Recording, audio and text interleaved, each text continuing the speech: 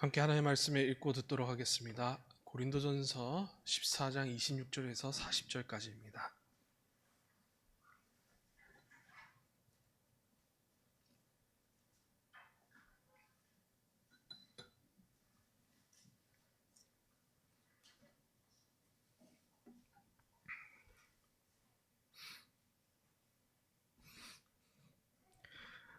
함께 교독하도록 하겠습니다. 제가 먼저 시작하겠습니다. 그런즉 형제들아 어찌할까? 너희가 모일 때에 각각 창송시도 있으며 가르치는 말씀도 있으며 계시도 있으며 방언도 있으며 통역함도 있나니 모든 것을 덕을 세우기 위하여 하라.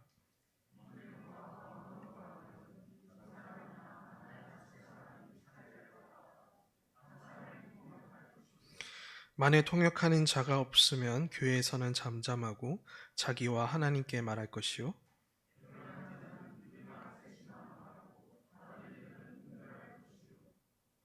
만일 곁에 앉아 있는 다른 이에게 계시가 있으면 먼저 하던 자는 잠잠할지니라.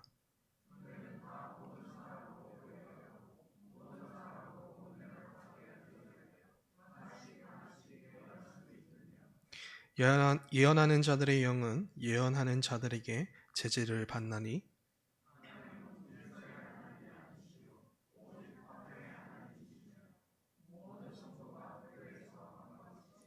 여자는 교회에서 잠잠하라. 그들에게 말하는 것을 허락함이 없나니 율법에 이른 것 같이 오직 복종할 것이요.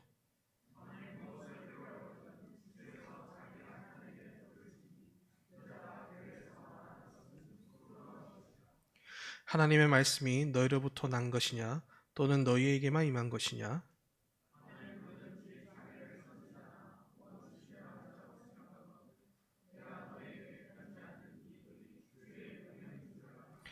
만일 누구든지 알지 못하면 그는 알지 못한 자니라.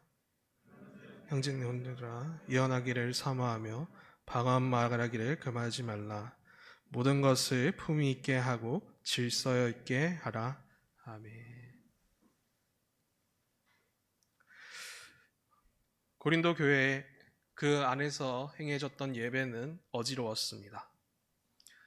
성도들의 머리를 가리지 않는 문제, 그리고 함께하지 않는 성찬식 문제, 은사의 부적절한 사용으로 예배의 중심은 하나님이 아닌 사람으로 바뀌고 불필요한 분열이 일어났습니다. 이 때문에 바울은 11장에서부터 14장에 걸쳐서 바른 교훈을 가르치며 질서 있게 세웁니다. 다시 예배의 중심을 하나님으로, 나눠졌던 그리스도의 몸을 하나로 만듭니다. 오늘 살피는 본문은 이러한 내용을 마무리합니다. 특별히 바울은 가장 중요한 핵심을 오늘 마지막 구절에 담아내어서 전달하고 있는데요. 40절 한 번 더 같이 읽도록 하겠습니다. 모든 것을 품위 있게 하고 질서 있게 하라. 여기서 품위는 명예와 관련되어 있습니다.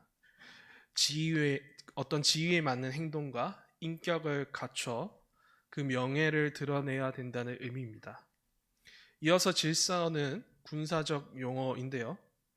군대가 일렬로 이렇게 줄을 맞춰 걷고 계급과 명령에 따라서 체계적인 모습으로 이런 움직이는 그런 단어입니다. 그렇기 때문에 바울은 고린도 교회가 마치 군인이 명령에 따라 체계적으로 움직이듯 명하신 예배의 규례를 잘 따르고 하나님의 백성답게 그 이름에 걸맞게 행동과 인격을 갖춰서 하나님 나라의 명예를 지킬 것을 요구하고 있습니다. 어지러웠던 전과 달리 품위 있는 질서를 지켜서 예배를 거룩하게 하라는 명령을 전달합니다. 그렇다면 이 품위 있는 질서는 무엇일까요? 전혀 새로운 것은 아닙니다. 이미 앞의 문제들을 다루며 언급한 교훈들, 곧 그들이 반드시 지켜야 하는 기본적인 원리들입니다. 바울은 이를 마지막으로 다시 되짚어 보면서 특별히 이 예배에 필요한 질서를 세 가지로 정리하고 마음 깊이 새기려 합니다. 모든 예배의 순서와 그리고 진행되는 성례, 또한 그 안에서 사용되는 은사들 모두는 한 가지 목적을 가지고 있습니다. 사람의 몸을 위하지 않고 오직 그리스도의 몸을 거룩히 세우는 데 있습니다. 그렇기에 바울은 고린도 교회가 늘 예배로 모일 때 항상 덕을 세워야 한다라는 이 품위 있는 질서를 언급하는데요. 그것이 26절에 나타나고 있습니다. 26절 제가 읽어보겠습니다. 그런즉 형제들은 어찌할까? 너희가 모일 때 각각 찬송시도 있으며 가르치는 말씀도 있으며 계시도 있으며 방언도 있으며 통역함도 있나니 모든 것을 덕을 세우기 위하여 하라.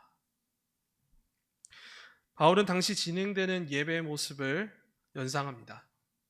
시편 찬송으로 하나님께 감사와 영광을 돌리고 말씀을 가르치고 그리고 계시도 있고 방언과 통역도 있습니다. 이 다양한 은사들이 사용되는 그 모습들이 이렇게 묘사되고 있죠. 또한 여기 등장하지 않지만은 초대교회는 대부분 성찬도 함께 예배로서 진행되었습니다. 찬양, 설교, 성찬 그리고 신앙 고백으로 이어지는 이런 일정의 순서들이 정해져 있었고 이러한 순서에 따라서 은사와 사용이 아주 질서 있게 유지되고 또한 그렇게 사용되어야 되었습니다. 근데 이렇게 사용되기 위해서는 한 가지 목적으로만 모아져야 합니다. 바로 그리스도의 몸을 단단히 세우는 것입니다. 그리스도의 몸을 단단히 세우는 건 다른 것이 아닙니다. 말 그대로 그리스도를 닮아가는 겁니다. 하나님의 자녀로서 그 거룩한 모습을 우리도 세워가는 것이죠. 이뿐만이 아니라 특별히 이 종말의 때에 있는 성도들에게는 이것도 포함됩니다. 불어오는 세상의 거센 풍파를 견디고 그리고 마주한 영적 전쟁을 준비하는 것도 함께 이 목적 안에 있습니다. 이러한 목적을 위하여서 예배는 진행되고 그에 걸맞는 은사가 사용되어야 합니다. 그러나 고린도 교회는 전혀 다른 목적으로 사용해 왔습니다. 세상 지위를 내세우면서 그렇게 먼저 시작했던 성찬의 문제, 자기 가시용으로 은사를 사용했던 문제에서 지적되었듯이 늘 자신의 만족과 욕망의 목적으로 이 모든 것들을 둔갑시켰습니다. 그렇기에 사도는 다시 강조합니다. 우리가 받은 은사와 예배 규례는 분명한 하나의 거룩한 목적이 있고 이에 걸맞는 그런 거룩한 예배자가 되어야 한다는 교훈을 이 26절에 담아내고 있습니다. 주 안에서 사랑하는 여러분, 오늘 이러한 사도의 말에 따라서 오늘 우리를 돌아보길 원합니다.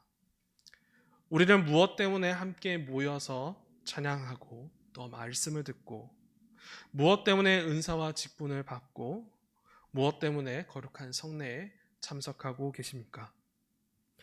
사도가 말한 것처럼 이 분명한 목적을 우리가 소유하고 있는지 돌아봐야 합니다.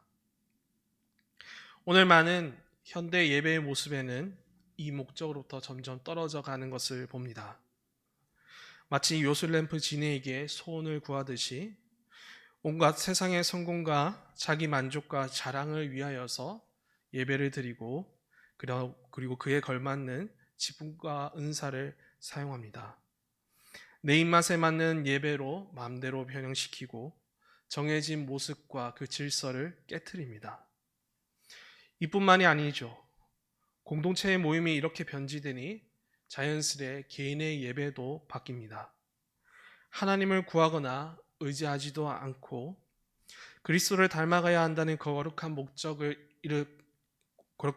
대신에 세상과 같이 부자와 성공을 닮아가려 하는 우리의 모습들을 종종 마주합니다. 그렇게 우리는 이 잘못된 목적을 따르지도 구하지도 말아야 합니다. 거룩한 목적 위에 있어야 합니다.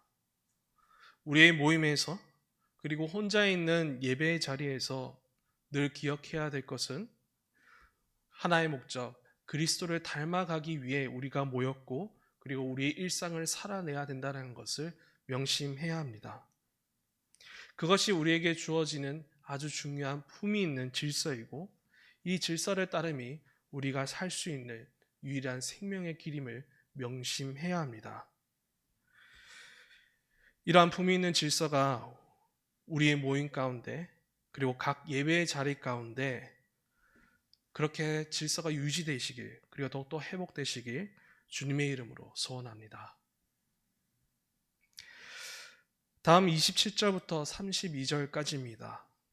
앞서 바울은 14장 전반부에서 이 덕의 원리를 가지고 예언의 은사가 지금 방언보다 필요하고 더욱 사모해야 함을 가르쳤습니다. 그럼에도 이 구절에서 방언과 예언의 은사 사용을 다시 언급한 이유는 함께 모이는 예배 중에 어떻게 사용되어야 하는지 가르치기 위함입니다. 더군다나 방언과 예언이 고린도 교회 예배 중에서 무분별하게 사용되었고 또한 그런 문제들이 일어났기 때문에 이 거룩한 교회다운 그런 질서를 가르치는 것이 무엇보다도 중요했습니다. 따라서 사도는 앞서 26절에 나타난 덕을 세우라는 이 품위 있는 질서 첫 번째를 다음에 그 두 번째 질서로서 잠잠하라는 질서를 가르치고 이 질서 안에서 예언을 사모하고 방언을 말하라고 가르칩니다. 이에 대한 내용들, 그런 지침들이 자세하게 설명되는데요. 먼저 예배 중에 방언은 두 사람이나 그리고 많다면 세 사람 정도만 사용하라고 정합니다. 그리고 반드시 통역하는 자가 함께 있어야 한다는 필수 조건을 겁니다. 통역하는 자가 없으면 혼자 하나님께만 말하라고 그렇게 잠잠하라고 가르칩니다. 이는 함께 모이는 교회 안에 알아들을 수 있는 말이 무엇보다도 중요했고 필요했기 때문입니다. 우리는 이에 관해서 앞서서 살폈었는데요. 알아들을 수 있는 말이 교회의 덕을 세운다는 그 사도의 교훈이 여기서도 그대로 드러나고 있습니다. 함께 하나님의 뜻을 알아듣고 깨닫는 것이 더욱 중요하기 때문에 사도는 방언을 예배에서 함부로 남용해서는 안 된다는 분명한 기준을 제시하고 있는 것이죠. 방언을 할 줄 안다고 막 사용하는 것이 아니라 방언의 은사로서 그리스도의 몸을 거룩히 세우는 지혜로운 모습을 사도는 가르쳐주고 있습니다. 이어지는 예언의 은사인데요. 이 은사는 미래의 일이 아닌 그리스도가 성취하신 뜻을 드러내고 전하는 오늘날 말씀을 해석하고 전하는 설교와 같다라고 했습니다. 말씀으로 연약한 성도를 깨우고 든든히 하는 그런 복된 은사이죠. 그렇게 예언도 마찬가지 남용되어서도 안 되고 너무나도 중요하기 때문에 왜곡되지 않고 교회 안에 바르게 사용되어야 합니다. 이를 위해서 사도는 예배 중에도 둘 또는 세 사람만 예언의 은사를 받은 자들이 말하고 반대로 잠잠해야 되는 경우도 설명합니다. 예배 중에 옆에 있는 자가 성령의 감동으로 다음 예언을 하면 먼저 하던 자는 멈추고 잠잠해야 합니다. 우리는 이 경우를 이렇게 생각해 볼 수가 있겠습니다. 우린 오디오에서 스피커에서 한 소리가 나오면 정말 듣기 좋지만 여러 소리가 겹쳐서 들리면 어떻게 되겠습니까? 그것은 아름다운 소리로 들리는 것이 아니라 소음으로 바뀌게 되죠. 이처럼 예언의 말들도 같습니다. 이 소중한 예언의 말들이 겹쳐서 소음이 되지 않도록 하기 위해 사도 바울은 하나씩 차례대로 이 공동체 가운데 흘러가기를 원했습니다. 한 명의 예언하는 자가 한 예언을 함을 통하여서 가르치고 그리고 연약한 성도를 일으키는 일들을 하길 바랐던 것이죠. 또한 한 명의 예언자는 어쩌다 보면 다른 말을 할 수도 있습니다. 그래서 이 예언의 은사들이 바르게 작동되기 위하여서 제재하는 역할도 필요한데요. 그래서 다른 예언한 자들을 통해 이것들이 제재를 받아야 됩니다. 이처럼 사도는 교회 안에서 바른 예언이 흐를 수 있도록, 바른 예언이 흘러서 이 교회가 든든히 세워갈 수 있도록 이렇게 서로 잠잠케 하는 질서를 가르칩니다.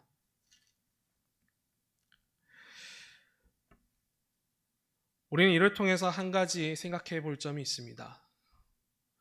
예배는 과연 어떠해야 되겠습니까? 예배 가운데 우리는 어떤 모습이어야 되는지 생각해 보게 됩니다. 예배는 사람의 말이 드러나는 순간이 아닙니다. 거룩한 예배는 하나님의 말씀이 선포되고 그리고 듣는 잠잠한 순간입니다. 따라서 바울은 하나님의 말씀이 이 예배 가운데 그리고 교회 가운데 잘 전해지고 잘 흐르기 위하여서 이 잠잠한 질서를 제시하는 것입니다. 이는 단순히 방언과 예언의 은사 사용에만 국한되지 않습니다. 오늘날 현대 예배의 순서들과 내용 속에서도 동일하게 적용됩니다.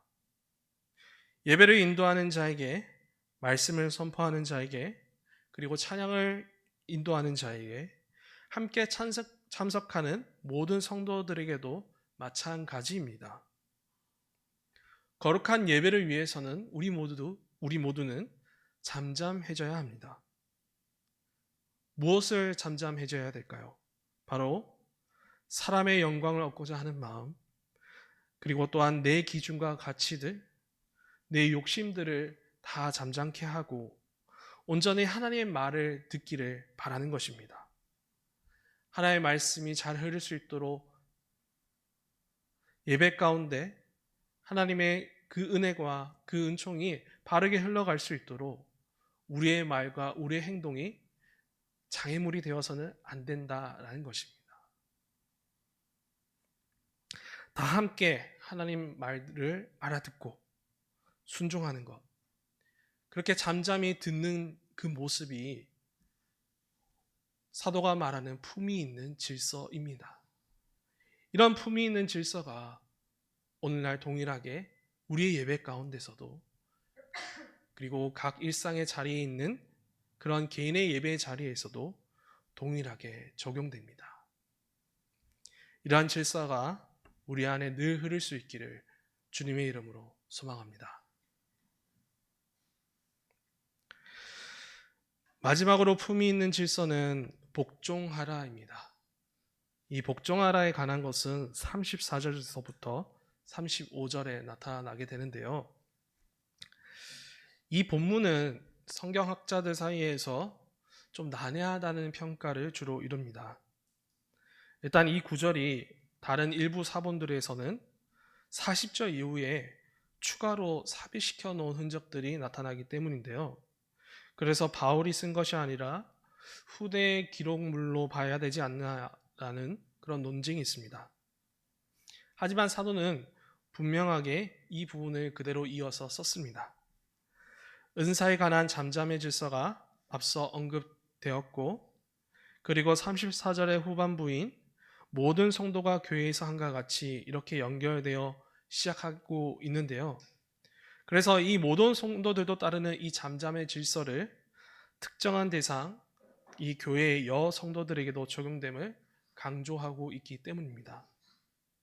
좀 어려워 보이지만 하나의 흐름으로 가져가고 있는 사도의 이런 논리들이 분명하게 나타나고 있기 때문에 따로 추가했다라고 보기에는 어렵습니다. 고린도 교회 여성도들의 이런 문제는 사실 11장에서 한 차례 다루었습니다.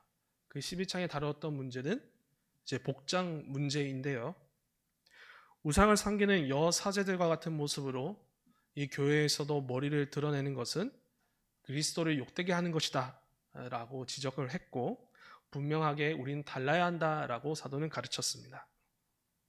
그런데 이 부분에서는 다른 내용이 등장하게 되는데요.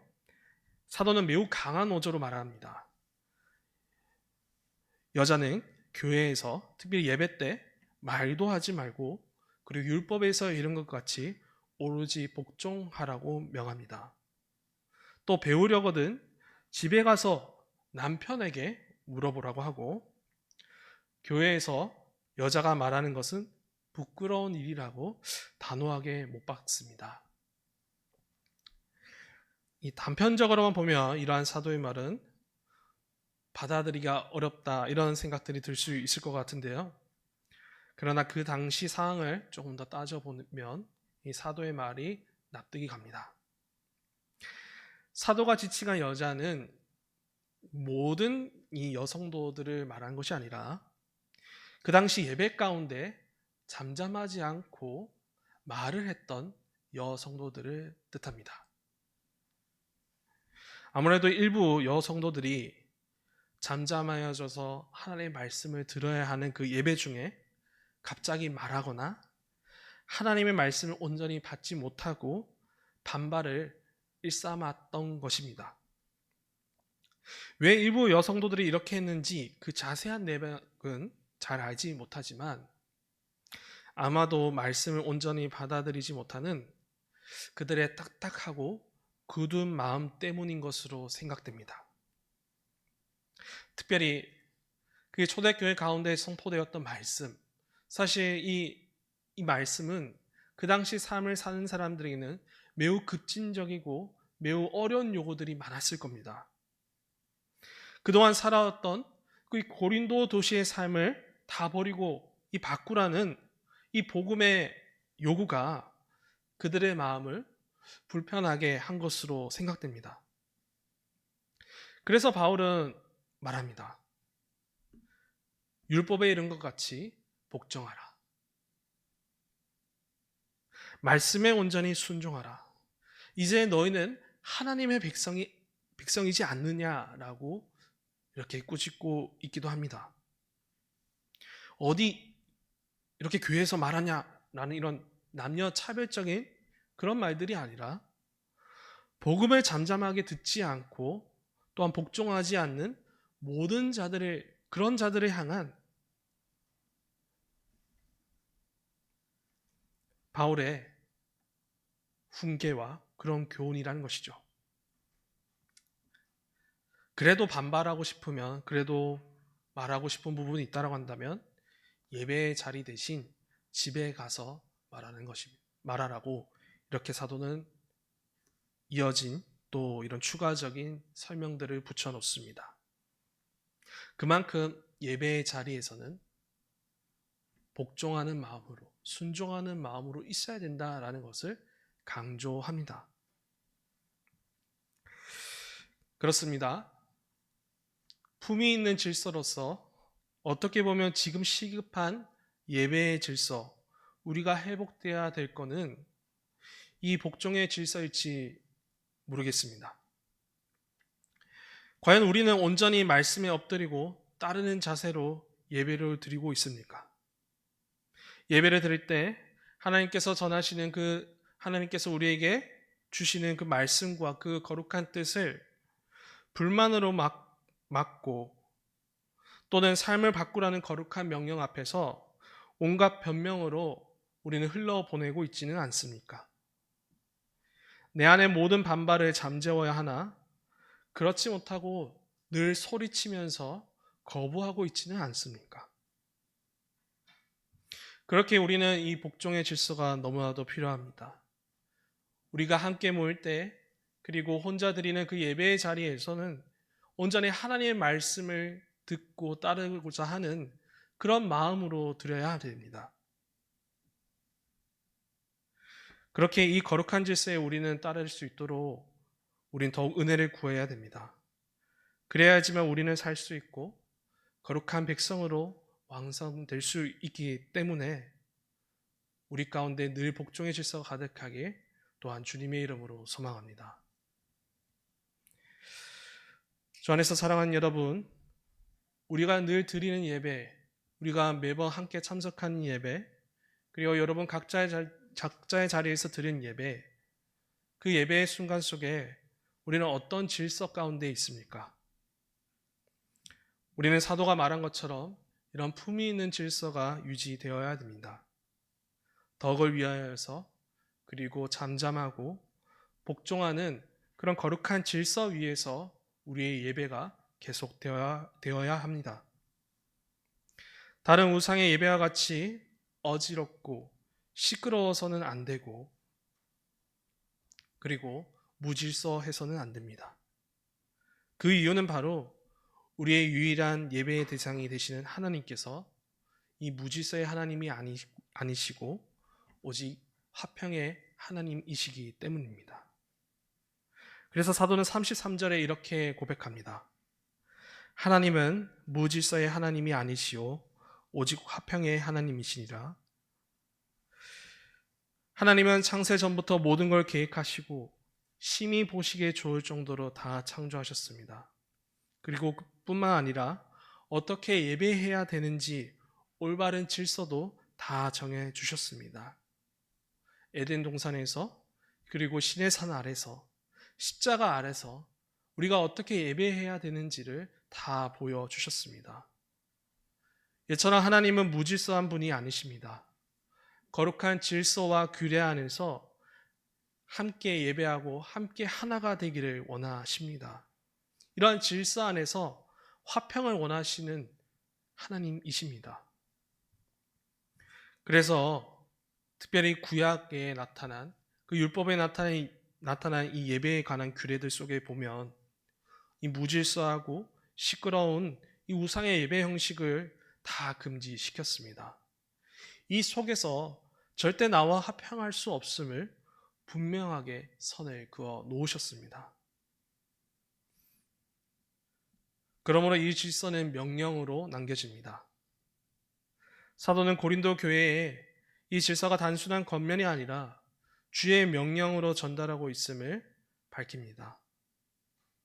특별히 예배의 순서를 맡고 은사를 가진 자들에게 전달하고 그리고 이것들을 모두가 다 알아야 함을 강조합니다. 지금 우리에게도 동일한 명령이 주어집니다. 예배에 참석하는 모든 자들에게, 진행하는 인도자들에게, 말씀을 맡은 자들에게, 그리고 모든 섬기는 자들에게, 그리고 각자의 그 예배의 자리 가운데 이 질서는 똑같이 요구됩니다. 모든 성도들이 이 품위 있는 질서를 다 행해야 되는 것이죠. 그럼에도 우리 안의 목소리가 꺼지지 않기도 합니다. 다른 질서를 따르고 싶고 온갖 우상적 예배가 더 화려해 보이고 더욱 마음을 갈 때가 있습니다.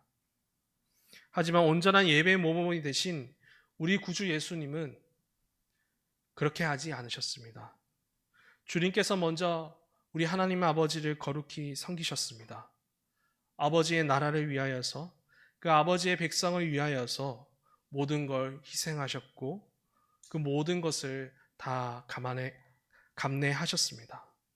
엄청난 능력을 행하시고도 늘 잠잠하여서 아버지께 영광을 돌리셨습니다. 십자가에서 죽기까지 온전히 하나님 아버지의 뜻에 순종하기를 힘쓰셨습니다. 이렇게 우리 주님께서 먼저 품위 있는 질서를 행하시고 또한 화평케 하시고 또한 몸된 교회에게 부여하셨습니다. 그러니 우리가 어떤 말로 이 질서를 거부할 수 있겠습니까?